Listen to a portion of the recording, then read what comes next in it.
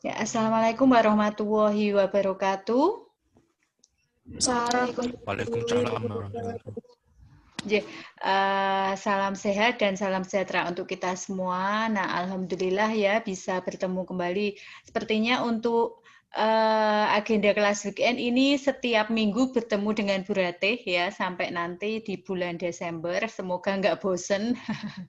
Oke, nah kali ini jadi minggu yang lalu kita sudah melakukan ujian tengah semester untuk manajemen operasional. Ya, jadi alhamdulillah ada 15 mahasiswa yang sudah mengumpulkan itu untuk jawabannya. Nanti untuk perhitungannya bisa saya share untuk jawabannya, tapi rata-rata sudah baik tadi saya lihat ya, sudah oke. Oke, mungkin hanya yang untuk perhitungan pola produksi saja yang ada beberapa yang masih kurang. Nanti bisa saya share untuk jawabannya. Kemudian hari ini ya karena sesuai dengan aturan untuk kelas weekend itu kalau ngajar satu pertemuan langsung 3 materi, 2 sampai 3 materi. Nah, untuk hari ini yang Zoom ini nanti materi untuk layout, kemudian 2 materi selanjutnya tentang inventory atau persediaan dan juga pemilihan lokasi akan saya share dengan video pembelajaran ya. Karena takutnya waktunya kan terbatas ya, kalau Zoom tidak berbayar paling 40 menit selesai. Jadi nanti kita 40 menit untuk satu materi aja mengenai layout atau tata letak. Oke, nanti yang lainnya video pembelajaran melalui YouTube seperti biasa. Saya akan share ya setelah kita selesai Zoom, kemudian juga ada absensinya. Nah, kali ini saya akan melanjutkan ya materi kita mengenai layout atau penataan.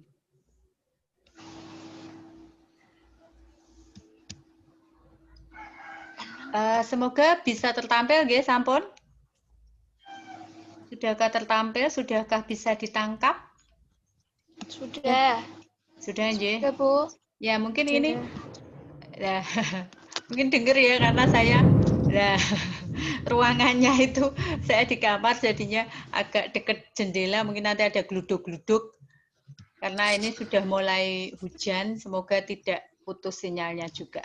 Oke, saya lanjutkan layout atau penataan tata letak di dalam manajemen operasional. Nah, layout ya. Jadi apa itu layout? Penting nggak sih layout itu? Nah, ini ya. Jadi layout adalah suatu keputusan untuk menentukan efisiensi yang berdampak pada kapasitas, proses, fleksibilitas, biaya, kualitas, lingkungan kerja, kemudian ada kontak konsumen dan citra perusahaan ya. Karena layout ini nanti semuanya tidak hanya ketika display, ketika untuk penjualan produk saja, tetapi layout itu juga digunakan dari mulai bahan baku, kemudian nanti untuk fasilitas yang lain, kemudian bagaimana tenaga kerjanya, penempatan dan lain sebagainya ya. Jadi semuanya ini harus diatur untuk tata letaknya. Misalkan kalau di kantor ini ruang atau meja untuk bekerja karyawan seperti apa? Nah, apakah model garis dan lain sebagainya. Nah, itu juga harus ditata, masuk juga di dalam layout. Begitu juga ketika penataan produk. Nah, layout harus mempertimbangkan ya, supaya apa? Pemanfaatan lebih tinggi atas ruang. Jadi jangan sampai nanti ketika penataan ini ruangannya terasa lebih sempit, kemudian sumpek gitu ya. Ya, kalau di dalam ruangan ya usahakan ada selain sirkulasi udara melalui AC juga ada untuk jendelanya gitu ya. Apalagi saat ini ya, saat ini usahakan ya kalau misalkan ini kan memang sedang pandemi, kemudian di ruangan itu kalau bisa ya menyalakan AC juga jendelanya dibuka ya untuk sirkulasi juga masuk sehingga nanti yang udara kotor bisa keluar. Oke, karena mungkin Bu Ratih bisa cerita sedikit bahwa ternyata berdampak sekali. Jadi ada saudara kemarin karena beliau bekerja ini lingkungannya juga institusi gitu ya. Jadi ada institusi, kemudian banyak yang kena virus. Nah, akhirnya di sini dampaknya luas sekali sampai keluarganya, karena keluarganya mempunyai penyakit bawaan, akhirnya terbawa juga ikut menjadi korban untuk virus COVID. Nah, jadi ternyata untuk klaster perkantoran itu masih tinggi ya. Makanya di tempat kita ya PGRI itu kemarin mungkin minggu yang lalu saya sampaikan bahwa nanti ada nih untuk pertemuan tatap muka nih ada gitu ya, karena dimulai tanggal 16 dan juga sudah dijadwalkan juga untuk kelas weekend, kelihatannya seperti itu. Tapi ternyata itu baru diumumkan, kelihatannya jadwal itu Jumat ya. Jumat kita sudah stop WFH, Jumat tanggal berapa? 14 kelihatannya. 14 November kemarin. Kemudian Senin itu kita harus WFH lagi karena memang tinggi dan ada beberapa dosen juga dari lingkup UGRIS yang kena virusnya. Nah, hal-hal seperti ini memang sangat riskan ya. Jadi mulai WFH lagi, dosennya akhirnya ngajarnya di rumah lagi. Nah, itu ya. Jadi saat ini kalau misalkan panjenengan bekerja di dalam kantor ya usahakan AC, kemudian jendelanya tetap dibuka. Nah, kemudian layout ini juga diharapkan untuk perbaikan aliran informasi, kemudian barang, tenaga kerja, kemudian meningkatkan moral dan kondisi keamanan, meningkatkan interaksi perusahaan dengan konsumen, dan juga peningkatan fleksibilitas. Oke.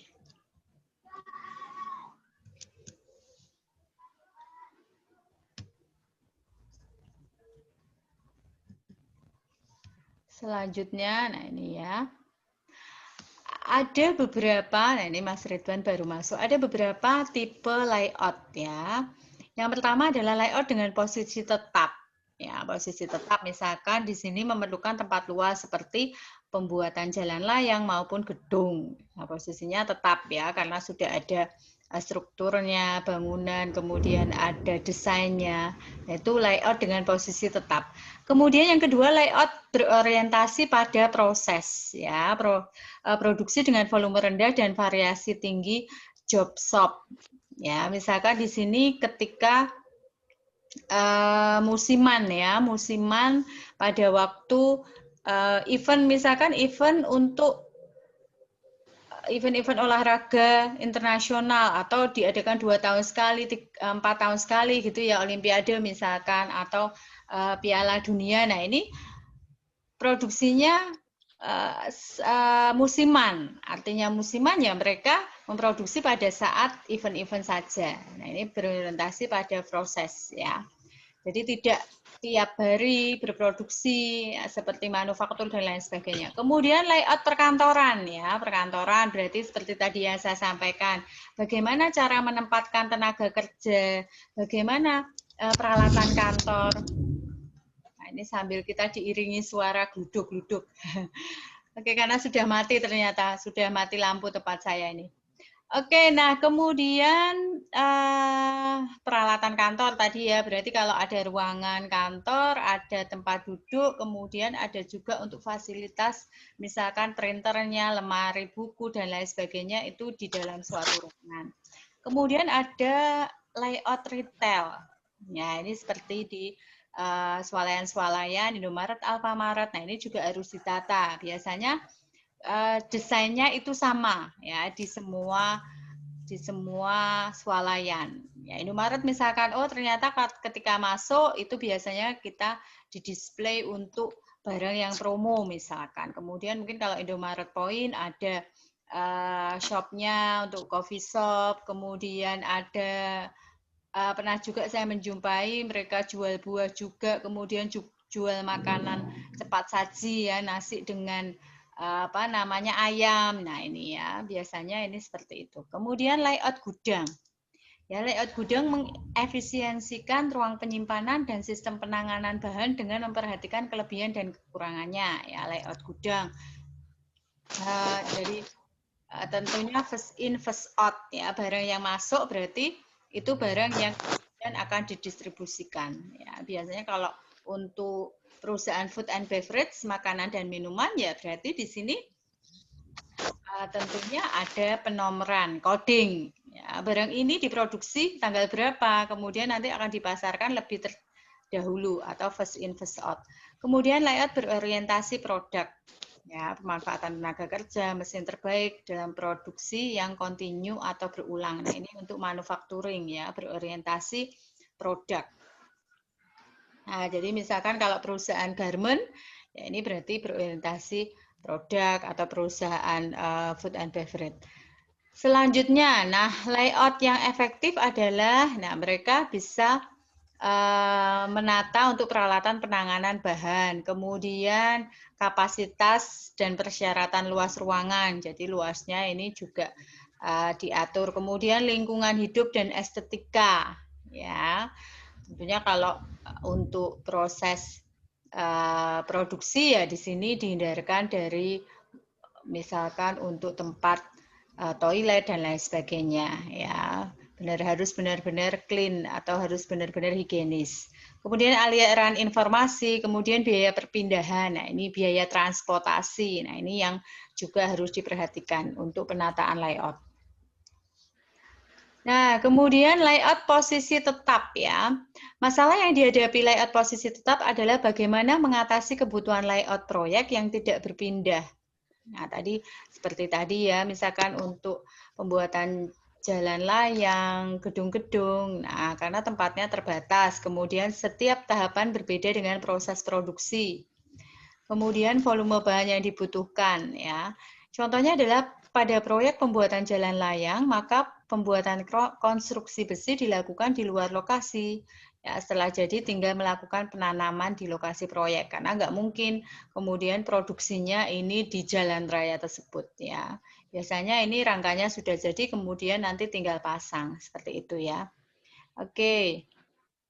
Selanjutnya ya layout berorientasi proses ya atau proses oriented layout. Layout ini berkaitan dengan proses bervolume rendah dan variasi tinggi. Kemudian merupakan layout yang paling tepat pembuatan produk yang melayani konsumen. Ya, contohnya adalah pada rumah sakit atau klinik, ya, itu ya atau tadi apa namanya ketika musiman. Kelebihan adalah fleksibilitas peralatan dan penugasan tenaga kerja karena memang tidak diproduksi secara berulang, secara rutin ya, hanya pada saat-saat tertentu. Kemudian kelemahan waktu produksi jadi lama ya karena tidak ada penjadwalan, scheduling, kemudian penyetelan mesin. Ya, ini karena dadaan istilahnya seperti itu ya. Oke, kemudian layout perkantoran. Nah, hal yang membedakan antara layout kantor dan pabrik adalah pada kepentingan informasinya. Nah, cara penyelesaian layout ini berarti ya dalam suatu kantor biasanya harus menyediakan ruang-ruang atau tata letak ada kantor untuk pejabatnya gitu ya atau ketuanya ya berarti di situ ada untuk direkturnya kemudian ruang untuk tenaga kerjanya kemudian pintu masuk kantor diatur seperti apa. Nah seperti misalkan di Fakultas Ekonomi untuk ruang dosennya walaupun jadi satu gitu ya tapi di awal itu sudah ada untuk tempat TU, jadi TU kemudian mahasiswa sebelum masuk bisa menanyakan dulu ke TU-nya untuk urusan apa gitu ya, apa yang dibutuhkan. Kemudian ada pusat arsipnya, kemudian ada lemari peralatan, peralatan fotokopi dan gudang. Oke, itu ya. Jadi kalau di kantor biasanya semacam itu. Kemudian penempatan satu ruang lain ini dengan memberikan nilai ya, apakah sangat diperlukan. Misalkan tadi kaitannya dengan mesin fotokopi. Nah, kalau di tempat apa namanya institusi ini kurang perlu karena biasanya di dekat sekolahan atau kemudian kampus itu sudah ada ini untuk mereka atau warung-warung yang menyediakan jasa fotokopi itu sudah ada. Berarti kalau kita sendiri nggak perlu nih untuk mesin fotokopi, toh sudah ada printer. Jadi ini bisa dinilai apakah ini sangat perlu ataukah tidak, apakah boleh, apakah sangat penting gitu ya. Yang sangat penting tentunya printer, karena biasanya ketika dokumentasi, kemudian kita print, kemudian kita minta tanda tangan untuk surat apapun. Nah, ini yang penting berarti tidak perlu mesin fotokopi, tetapi printer saja gitu ya. Kemudian yang tidak penting, ya kemudian yang tidak perlu. Nah itu tadi ya, misalkan yang nggak penting, nggak perlu, misalkan untuk peralatan televisi gitu. Nah, nanti nggak jadi kerja tapi malah nonton sinetron. Nah, ini. Jadi nggak perlu nih untuk televisi. Tapi mungkin kalau televisi perlu juga di kegiatan untuk pialang saham atau untuk apa namanya sekuritas, karena perlu melihat pergerakan untuk naik turunnya sahamnya indeks harga saham gabungan IHSG-nya. Nah ini perlu kalau di sana, tapi kalau di tempat-tempat yang lain ya nggak perlu. Nah ini ya, jadi kebutuhan ini berbeda-beda akan suatu kantor. Kemudian pada layout ini ada dua kecenderungan ya, teknologi seperti telepon, kemudian fax, internet, laptop, menyebabkan layout perkantoran makin fleksibel dengan memindahkan informasi secara elektronik. Kemudian virtual company ya, menciptakan kebutuhan dinamis akan ruang dan jasa. Ya, itu ya, itu layout perkantoran. Kemudian kalau layout retail atau usaha eceran, ya, tentunya ini karena kita selalu berhubungan dengan konsumen, jadi kita harus memperhatikan kebutuhan dari konsumen, ya hal-hal yang menarik perlu kita tonjolkan. Ya, tujuan dari ini memaksimalkan keuntungan ya. Di samping itu juga ada konsep yang diperdebatkan yaitu biaya slotting atau biaya yang dibayar produsen untuk menempatkan produk. Ya, ini terdiri dari 3 elemen, kondisi yang berkenaan dengan lingkungan, kemudian tata letak yang luas, dan tanda-tanda simbol atau patung. Oke ya, biasanya kalau di toko retail yang agak besar ada swalayan misalkan. Nah, ini ada simbol-simbol. Oh, misalkan untuk kebutuhan akan susu anak ini ada gambarnya. Kemudian untuk kebutuhan sabun-sabun itu kan ada rak-rak tersendiri dan sudah ada simbol atau tanda-tandanya. Oke. Kemudian 5 ide yang dapat dimanfaatkan di dalam pengaturan toko. Ya. Oke, biasanya tempatkan barang-barang yang sering dibeli di sekitar batas luar toko. Nah, biasanya malah tadi saya sampaikan produk-produk dengan promo gitu ya. Biasanya kalau Jumat, Sabtu, Minggu kalau Alfamart itu kan ada JSM, ya promo JSM. JSM itu Jumat, Sabtu, Minggu yang mereka akan menempatkan barang-barang untuk didisplaykan di awal yang ada diskonnya atau harga apa namanya promosi yang lain. Kemudian gunakan lokasi strategis untuk produk yang menarik. Ya, kosmetik, aksesoris. Biasanya malah kalau kosmetik nggak di awal ya. Atau kalau mungkin kalau di mall besar itu kosmetik memang apa namanya ketika masuk misalkan di mall gitu memang ada outlet-outlet langsung seperti kalau di Java itu kan kita masuk itu ada outlet untuk kosmetik ya atau aksesoris biasanya. Tapi kalau untuk retail kecil ya kelihatannya untuk kebutuhan pokok ya yang lebih ditonjolkan. Kemudian distribusikan produk kuat yang menjadi alasan utama para pengunjung berbelanja. Ya. Ini berarti apa namanya?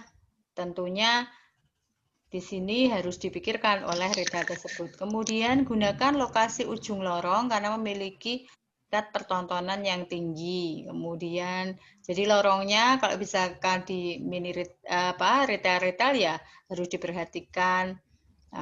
Misalkan di sini tingkat kan ada ya, saya pernah mengunjungi swalayan, ternyata lorongnya itu sangat sempit sehingga senggol-senggolan. Nah, ini akhirnya malas lagi untuk pergi ke sana. Nah, berarti harus diperhatikan untuk ukuran lorongnya. Kemudian sampaikan misi toko dengan memilih posisi yang menjadi penghentian pertama bagi konsumen. Ya, misalkan kalau kita biasanya sering di Superindo ini kita ada penghentian pertama adalah mereka bisa melihat dulu untuk brosurnya ya, atau di mana lagi ya yang ada brosurnya ketika sebelum berbelanja ya, selain di Superindo? Di Carrefour juga ya, mungkin ada ya. Jadi kita dilihatkan dulu nih promonya apa dulu. Biasanya mereka ada suatu rak, kemudian di display untuk promo-promonya kita lihat dulu. Oh, berarti nanti kita bisa beli ini untuk produk promonya. Nah, ini ya itu.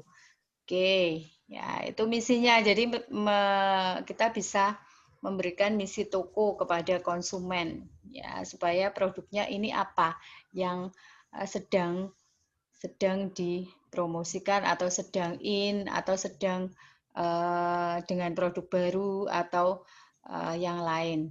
Kemudian layout gudang ya. Layout gudang adalah desain yang meminimalkan biaya total dengan mencapai paduan antara luas ruang dan penanganan bahan. Kemudian manajemen juga bertugas memaksimalkan tiap unit luas gudang, ya, yaitu memanfaatkan volume penuhnya sambil mempertahankan biaya penanganan bahan yang rendah.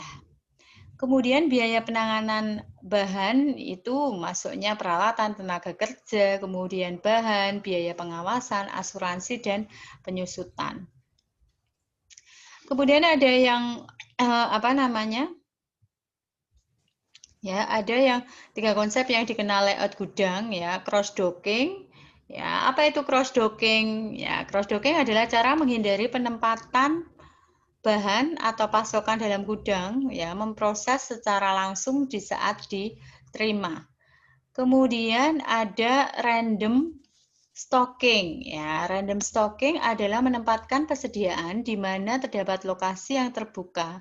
Ya, teknik ini berarti bahwa ruangan tidak perlu dikhususkan untuk barang-barang tertentu. Ya, jadi random aja nih untuk stoknya. Kemudian sistem tidak terkomputerisasi ya untuk membuat daftar lokasi terbuka, catatan persediaan, mengurutkan barang. Nah, ini random. Nah, tapi takutnya nanti adalah pada saat laporan ya. Jadi kita nggak tahu barang yang sudah terjual, kemudian barang yang sudah terkurang dan lain sebagainya ya. Kemudian ada customizing, yaitu penggunaan gudang untuk menambahkan nilai produk melalui modifikasi. Berguna untuk menghasilkan keunggulan pesaing ya. Kemudian banyak dilakukan oleh perusahaan. Nah, ini kelihatannya sudah 30 menit, 10 menit lagi ya. Kita selesai. Oke, banyak dilakukan, sudah ada tandanya. Kemudian di sini banyak dilakukan oleh perusahaan ya besar. Ya, sehingga ada labelnya. Ini barang bisa langsung dipajang. Tadi saya sampaikan ya, kalau bisa ya di sini ada labeling untuk penomoran atau tanggal kode. Nah, supaya apa sih? Nah, supaya nanti kita tahu barang yang sudah disimpan pertama kali di gudang itu barang yang mana. Kemudian nanti pasti akan harus kita keluarkan pertama kali juga ya, karena hubungannya dengan expired date. Nah, ini kemudian juga keaslian makanan, kemudian ketahanan makanan dan lain sebagainya, ketahanan produk. Oke, kemudian layout berorientasi produk atau produk orientasi layout ya, disusun di sekeliling produk atau keluarga produk yang sama yang memiliki volume tinggi dan variasi rendah ya. Produksi berulang dan kontinu, ini biasanya untuk industri manufacturing ya. Kemudian asumsi yang digunakan, volume yang ada mencukupi untuk pemanfaatan peralatan yang tinggi. Kemudian permintaan akan produk stabil, dan juga produk distandarisasi atau mendekati fase siklusnya, pasokan bahan baku komponen mencukupi dengan kualitas standar. Nah, kalau perusahaan ini menggunakan layout berorientasi produk, ya semuanya harus sudah siap dari mulai bahan baku, tenaga kerja, kemudian pemeliharaan mesin, semuanya harus diperhatikan karena ini continue untuk produksinya. Jangan sampai kemudian nanti kehabisan pasokan bahan baku, kemudian mesinnya rusak. Nah, makanya nanti ada materi sesudah ini adalah maintenance atau pemeliharaan. Pemeliharaan yang baik itu yang seperti apa ya minggu depan. Kemudian dalam layout ini ada 2 jenis, yaitu lini fabrikasi, membuat komponen seperti ban mobil. Kemudian ya dipacu dengan mesin dan membutuhkan perubahan mekanis. Kemudian ada lini perakitan ya, yaitu meletakkan komponen yang difabrikasi secara bersamaan pada sekumpulan stasiun kerja. Ya. Selanjutnya adalah keuntungan layout ya, keuntungan untuk layout produk. Karena ini sangat sering atau sangat umum, makanya diuntungkan biaya variabelnya rendah. Karena sudah terstandar, kemudian produksinya rutin gitu ya. Kemudian biaya penanganan bahan yang rendah, mengurangi persediaan barang setengah jadi.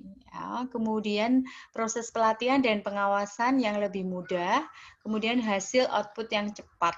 Ya, karena tadi diproduksi secara rutin, kemudian terstandarisasi semua. Nah, apa kelemahannya? Nah, butuh volume tinggi karena modalnya besar ya, karena semuanya harus serba pakai ya, semuanya harus siap untuk dipakai dari mulai tenaga kerja, mesin, kemudian gudang, proses bahan baku, kemudian proses produksi. Kemudian jika ada penghentian satu bagian akan berakibat pada seluruh operasi. Nah, makanya ini tadi tidak hanya perusahaan itu misalkan revolusi industri 5.0 ya, semuanya dikerjakan oleh mesin. Nah, ini berarti tidak kemudian serta-merta ini tenaga kerja ini langsung dikurangi atau langsung dihilangkan, karena mereka juga harus maintenance itu tadi ya, pengoperasian mesin. Kemudian karena mesin itu kan yang buat juga manusia. Nah, tentunya tidak ada yang sempurna ya untuk buatan manusia. Nah, ini harus dikontrol secara baik ya. Jangan sampai mesin itu menghentikan seluruh proses produksi karena mesinnya macet. Nah, ini jangan sampai. Kemudian fleksibilitas yang ada kurang saat menangani beragam produk atau tingkat produksi berbeda ya. Jadi mereka ya semuanya sama terstandar ya. Hari ini produksi 10.000, besok sama sampai seterusnya. Tidak mungkin dikurangi karena ini nanti akan berakibat untuk semua kegiatan operasi. Kemudian hal yang berkaitan dengan layout ya, software komputer. Nah, ini penting ya, semuanya komputerisasi sekarang. Ya, kemudian ada ALDEP ya, factory flow dan lain sebagainya. Kemudian ada sel kerja ya. Tujuan sel kerja adalah untuk mengatur ulang orang dan mesin, biasanya tersebar pada departemen proses yang beraneka ragam dan suatu saat mengaturnya dalam kelompok kecil sehingga dapat berkonsentrasi dalam membuat satu produk atau beberapa produk yang saling berkaitan. Nah, oke. Kemudian keunggulan sel kerja ya, mengurangi persediaan bahan baku, kemudian kebutuhan ruang lebih sedikit, menghemat biaya tenaga kerja, meningkatkan partisipasi karyawan, meningkatkan penggunaan peralatan dan mesin, dan mengurangi jumlah mesin dan peralatan yang dibutuhkan. Akan tetapi, jika ada sejumlah persyaratan yang harus dipenuhi, diantaranya adalah harus ada codingnya, kemudian pelatihan, fleksibilitas yang karyawan cukup tinggi, kemudian dukungan staf, kemudian pengujian di tiap stasiun dalam sel. Ya. Jadi artinya semua kegiatan produksi ini harus selalu dikendalikan oleh tenaga kerja, walaupun kita sudah memasuki industri 5.0, tetapi tidak berarti di sini karyawan ini kemudian stop bekerja. Ya, seperti contohnya di perusahaan jasa bank gitu ya. Ini saya keluar dulu ya. Oke. Ya.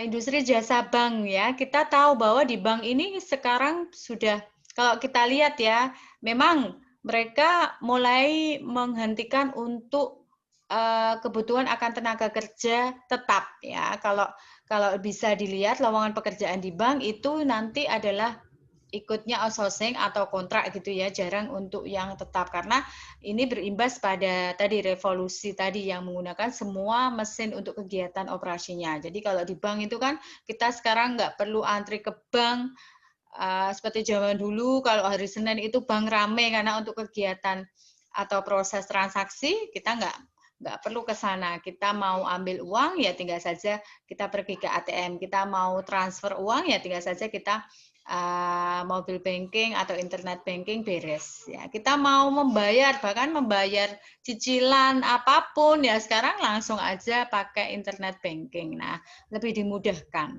Ya, tetapi tetap ya walaupun adanya semua serba modern, kemudian semua teknologi serba canggih, tetap aja kalau kita lihat ya, kalau kita lihat berita-berita itu kan banyak sekali kejadian. Jadi ada oknum-oknum yang memang tidak bertanggung jawab, kemudian sampai terjadi pembobolan untuk pembobolan untuk rekening dan lain sebagainya ya, beberapa kasus yang kita lihat seperti itu. Nah, itu akibat apa? Nah, akibat revolusi industri juga karena semuanya kita semuanya kita berorientasi pada mesin atau teknologi. Nah, ini berarti untuk tenaga kerja atau sumber daya manusianya ini harus memang dipilih yang benar-benar loyal ya. Jangan sampai kemudian sumber daya ini tidak loyal, tidak jujur. Nah, ini bahaya juga untuk perusahaan. Oke, saya kira itu ya, karena ini ada sudah diingatkan 1 menit lagi kita langsung selesai ya. Jadi itu untuk materi kita untuk maintenance, ini untuk layout ya. Minggu depan kita maintenance. Jadi layout ini tadi sudah kita Zoom secara online. Kemudian 2 materi lagi ya mengenai inventory dan inventory atau persediaan dan juga lokasi. Ya, itu akan saya share dengan video pembelajaran. Absensinya sebentar lagi saya share juga kalau di sini sebenarnya sudah kelihatan karena saya record ya. Berarti ada berapa ya? Ada Mbak Ainun, kemudian Mas Ega ada, kemudian Mbak Rizky ada, Mbak Ani, kemudian Mbak Dwi Irianti, Laila, Rahmanita, Nada, Hilda, Mas Martin, Mas Hisam, Mas Ridwan, Amalia, Ainun. Ya. Ini Ainunnya 2 ya? Iya, Bu. Oke, nah itu dari Bu Ratih ya. Terima kasih atas perhatiannya. Selamat berhari Minggu ya. Semoga kita semua dalam keadaan sehat ya, tanpa kekurangan suatu apapun. Ya, semoga semua